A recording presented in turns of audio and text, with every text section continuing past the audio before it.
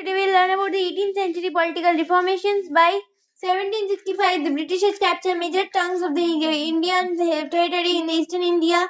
With Aurangzeb's death in 1717, many new states emerged in India.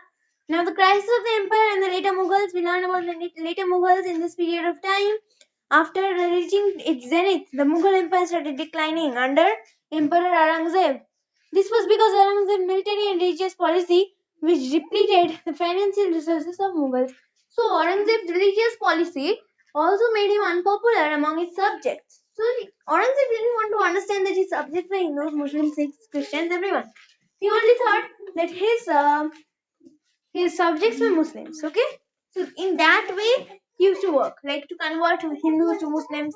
Okay, Hindus had to give extra tax, but that's not the way which you, by which you can make a change in anyone's mindset, right? So that's why he was unpopular. Okay, under his successor, the efficiency of the imperial industries broke down. Sorry, administration broke down. It became difficult to check governors and monks. He was always busy with his religious thoughts. That's why it became very difficult for him to check governors and Mansabdars.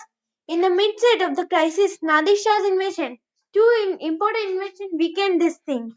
Nadir Shah's invasion in 1739 and invasions of Afghan rulers became difficult to check governors and Mansabdars.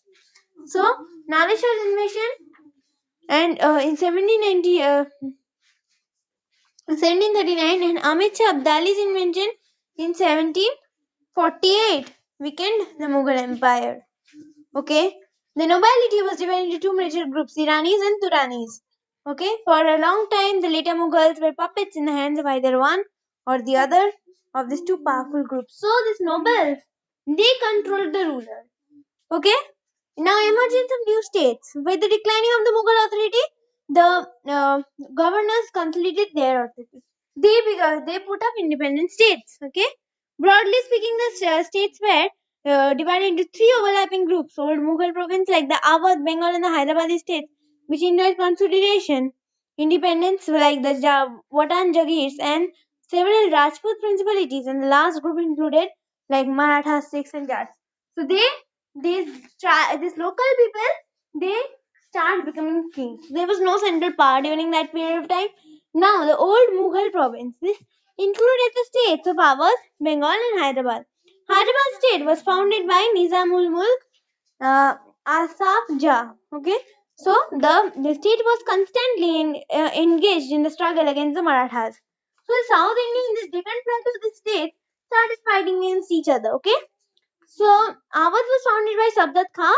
The rich alluvial plains allowed development of the region. So Uttar Pradesh, Awadh, it has a lot of fertile alluvial plains. It's located in the northern plains, so development will obviously be there. Bengal was founded by Murshid Quli Khan. Okay, he commanded revenue administration of the state. Under Alivardi Khan, the state became more popular, or most popular. Okay, Alivardi Khan is Siraj-ud-Daula's grandfather. Okay. Next, the Vatan Jagirs of the Rajput, many Jagirs kings, particularly those belonging to the Amber and the Jodhpur, had served under the Mughals with distinction. They got considerable autonomy and thus were called Vatan Jagir. So, these Rajput states were called Vatan Jagir. Marathas expansion after 1740s put restriction to the growth of the Rajput expansion.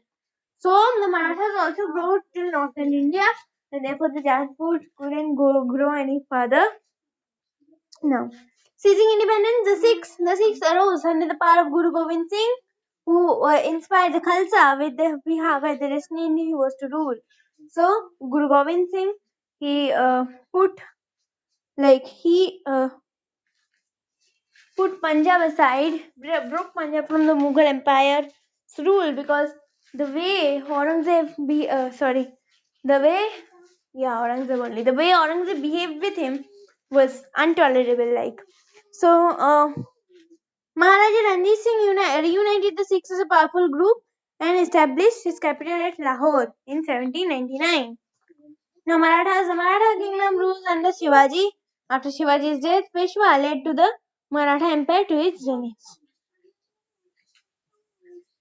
Now, the Marathas collected huge revenue from the taxes of Chot and Sardas-Mukhi in the entire kingdom. Maratha chiefs included Peshwa, Sindhia, Gaikwad and Bhonsle. Their territory touched near Delhi at its peak stages. So at its peak stages, territory was near Delhi. Okay, the whole Deccan was conquered by them. Now the Jats were the Churaman who controlled territories to the west of Delhi. They were the prosperous agriculturalists. Under the Surajmal, the kingdom of Bharatpur emerged as a strong state. Jats even built a garden palace at the okay.